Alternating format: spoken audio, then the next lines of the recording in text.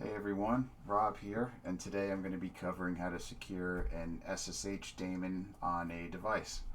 So SSH is a protocol typically on port 22, and by the daemon I mean the listener on a device that accepts incoming SSH connections.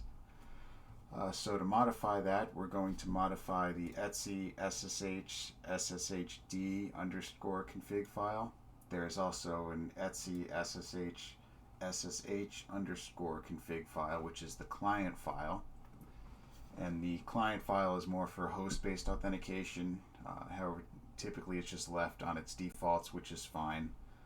Host-based authentication really is not considered secure, so I'm not going to cover that too much. However, in the file here, I do have some notes on it. I'm going to leave a link to the description, or a link to this configuration file in the description of this video so that you can copy and paste it if you plan on using it. I also have a lot more details in it so you understand the settings in here. Another thing to notice is that I also have commented out a lot of settings and set them manually. And the reason for this is an attacker has the ability to set settings when they access device over SSH. So they can, for example, prevent sending their host key to the known host file on this machine, which would prevent logging any information that they ever made that communication. So we don't want them to have that ability, so we set the settings. And also you get a better understanding of what these settings mean. Another thing to note here is I have commented out this line here, include etc, because basically this directory loads other configuration files. So because I don't have anything in there that I am using, I commented it out because that's what best practice tells us to do. If you do have stuff in there, it's fine to uncomment it and use it, just whatever your situation is for that setting. The other one that is up for debate is this one here. However, I do agree with it, and I have the port set to 5225. The default port is 22. And the reason I have set that is because an attacker performing a port scan against a device, 22 is one of the default ports that are checked. So if they're going to discover that this SSH port is open, they have to scan a wider range of ports, making more noise, giving a better chance of their discovered enumeration, basically. A better chance to discover they're doing something. Another thing here I have set is another default, but we're using protocol SSH version 2 as opposed to version 1.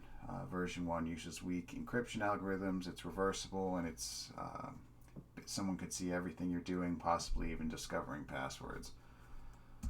I also have address family here set to INET. This means that it's using listening in IPv4 only, so the SSH daemon only accepts IPv4 connections.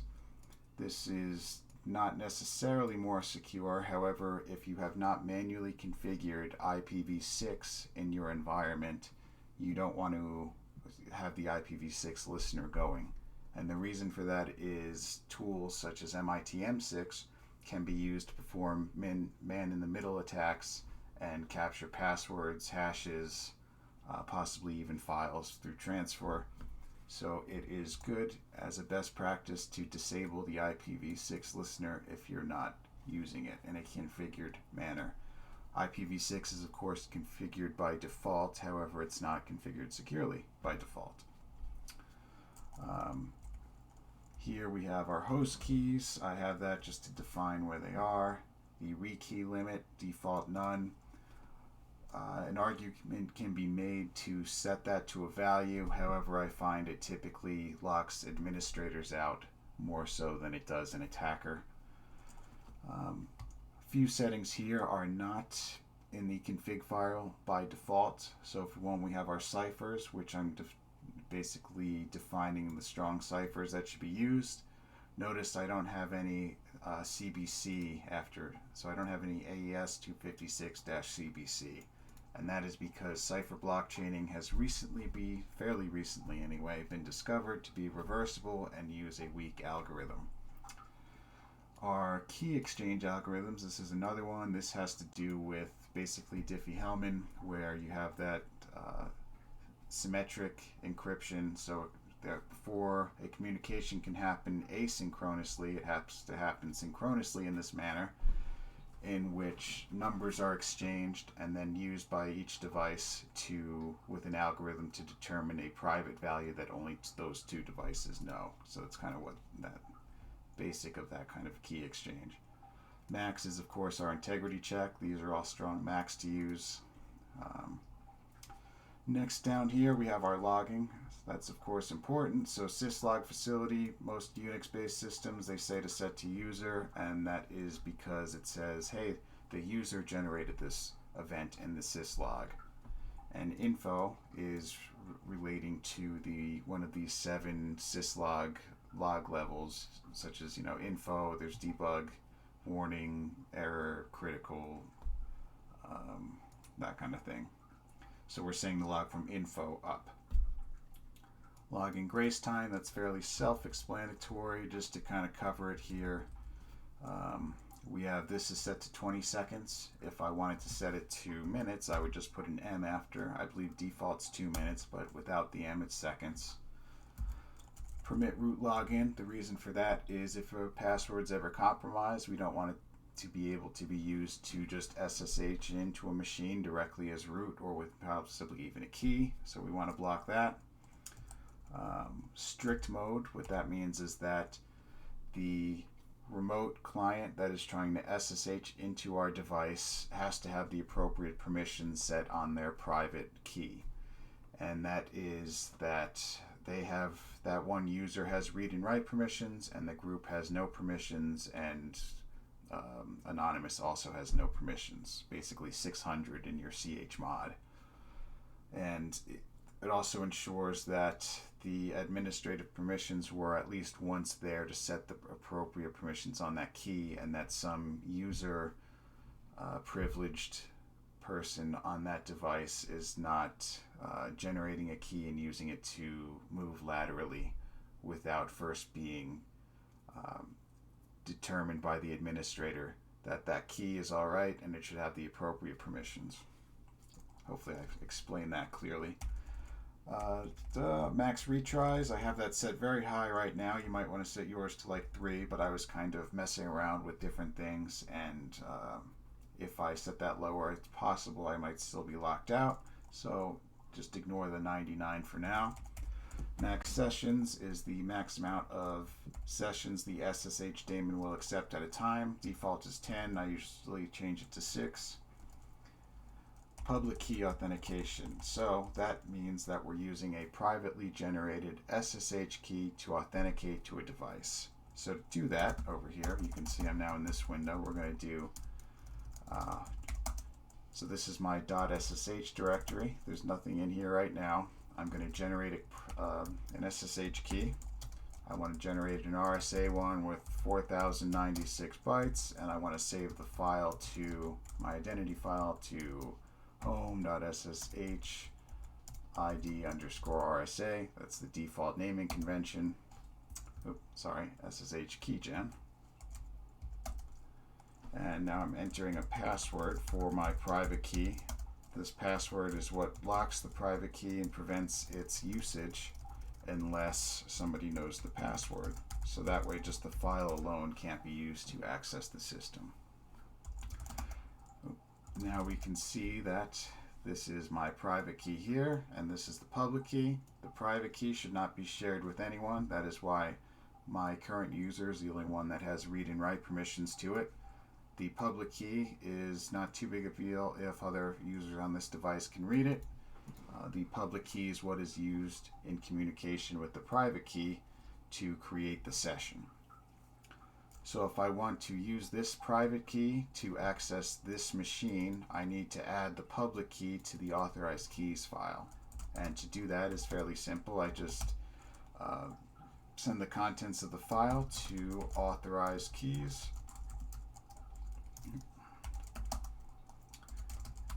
And now, as you can see, I created a new file. Let's get back up to the top. I created a new file called authorized keys and my public keys in it. I can now use this private key to SSH into the local host. The other thing to take note of here is now that this file was created, the users group has read and write permissions to it. So I don't want that.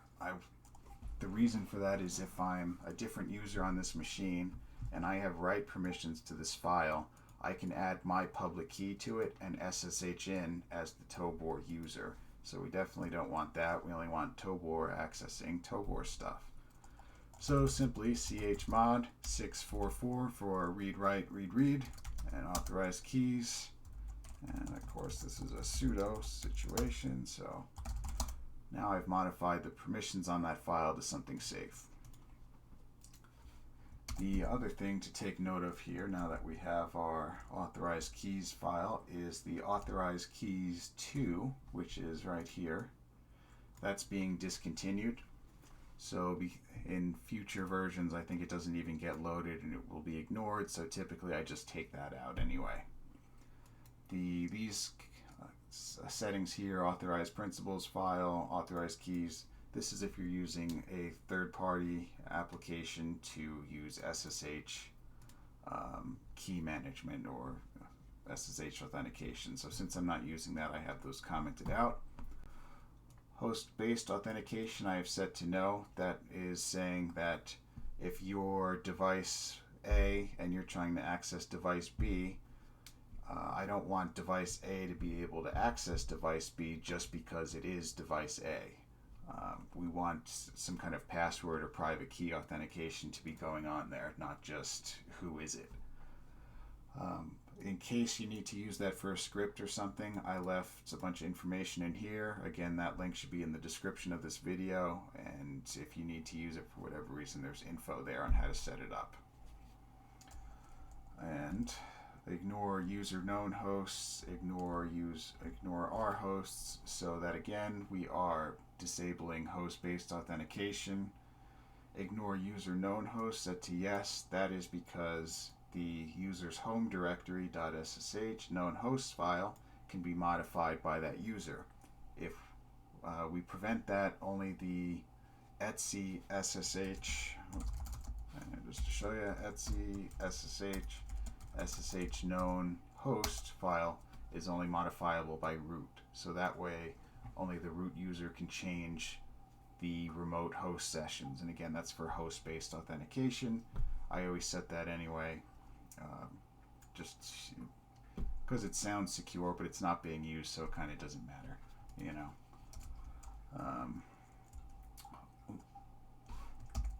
So now we also have RSA authentication, which is not in there by default, but I do have it set to yes. That ensures that RSA is used with the private key. Password authentication set to no. That prevents only a password, or basically that prevents someone from using a password to sign in over SSH. Permit empty passwords also set to no. I don't want somebody that doesn't have a password set to be able to SSH into the machine. So some more security settings here.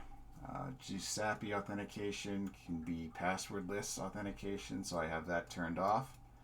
Kerberos authentication, you really need your etc krb5.conf file to be configured with a domain controller and certificates to set that up.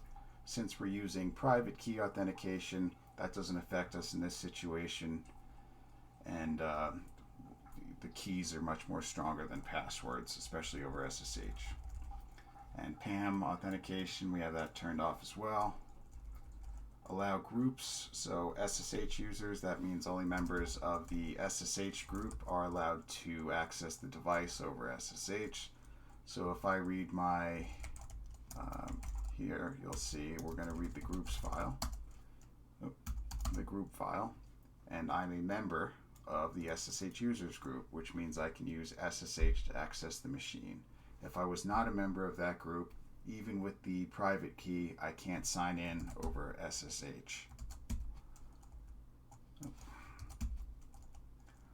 Now, you can also do a blacklist situation where you deny groups or deny users individually. I left that here and commented out. I prefer the whitelist as that's stronger and it's more manageable, I believe, for that situation. gateway ports, I have that set to no. That's not necessarily a stronger security setting. What it means is that SSH can't be used to create local or remote SSH tunnels. And if you're not aware already, SSH tunnels can be used to access other devices in an environment, typically used as kind of like a pivot point. That might be by design, where you want to use that almost like a proxy to access other devices or create a path to a single port on a remote host, or maybe even multiple ports on a remote host that would not normally be accessible. If that is your case, you want to change this to yes. I'm not doing that, so I'm setting that to no, and that setting also kind of goes hand in hand with permit tunnel, so I have that set to no as well. X11 forwarding, that's the ability, if you don't already know, to access a GUI application on a remote device over SSH on your local machine. Permit TTY, from what I've heard, this doesn't work. A TTY is a terminal session basically in Linux. There's also a PTY, P as in Paul, and what that is a PTY, you're not able to use tab autocomplete to complete file names and directory locations. You also can't use, for example, the su command to become another user.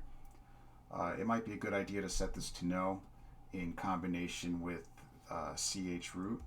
So if you're using chroot directory, I have mine set to none, but this can be used to limit a user, say, only to a certain directory or their home directory. And if they're limited to that, you can't make changes on the operating system. It's only file management basically, and maybe a couple other commands, I guess, but I want my user to be able to do whatever because I like accessing a machine from SSH. Print last log. What that does is print the last log message every time we log in. So right now, just to show what that looks like, we're going to do SSH tovor to the local host on port 5225 using my identity file, which I don't necessarily have to type in with SSH agent running.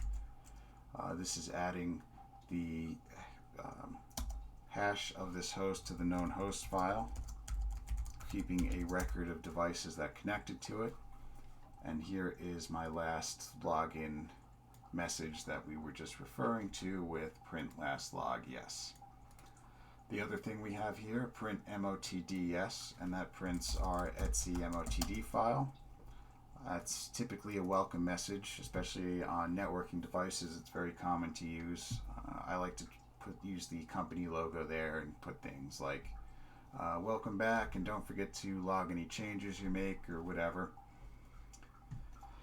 The other one here is great for a warning message. So that is typically our etc/issue file, or sometimes it's etc/issue.net, and that is basically a great place to put warnings such as, hey, we log stuff, and if any authorized connections are discovered, they're going to be reported to the appropriate authorities.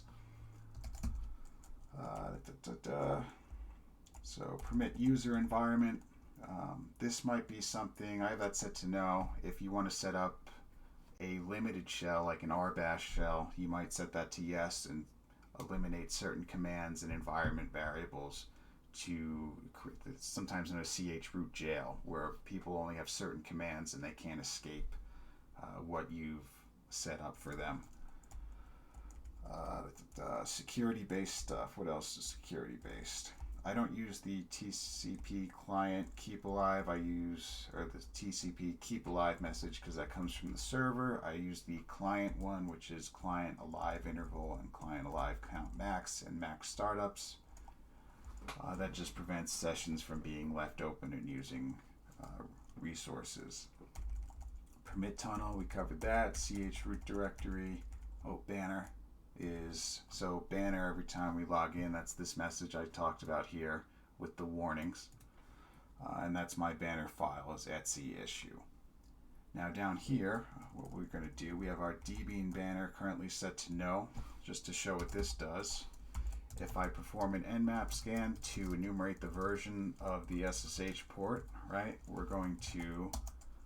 I can see only OpenSSH is being used. I can't see the operating system is Ubuntu based.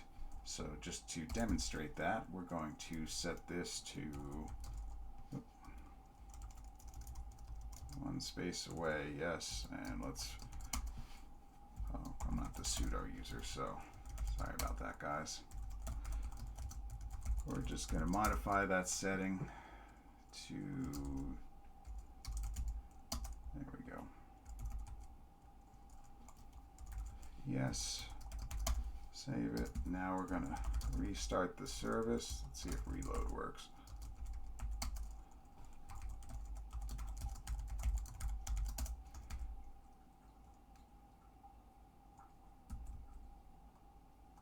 Whoops, sorry, sudo systemctl. That's what I did wrong there.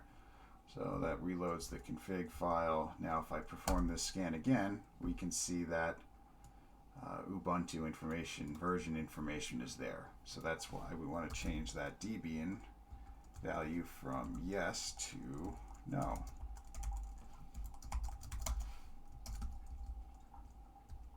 And reload the file again. Great. The other thing to take note of here is we can modify users individually. I did that in case anybody wanted that information, but here we have, see, Tom is allowed password authentication, as is Chris, and all other users have the other defaults set. So if I wanted to, am I in an SSH session right now? Yes. So if I want to SSH in Tom, say, Tom at localhost 5222. Oh, did I do 5? Yeah, so I do Tom's password. Notice it's asking for Tom's password. And also, if you look in Tom's home.ssh, he doesn't have any keys there, so there's no private key being used. It's just simply password authentication. Same thing for Chris, so he's going to use password authentication if he wants as well. That is the best way to secure an SSH server. I hope you found this helpful. Again, I'll leave the config file in a link to the config file in the description so anybody can grab it and use it as a starting point. Thanks for watching.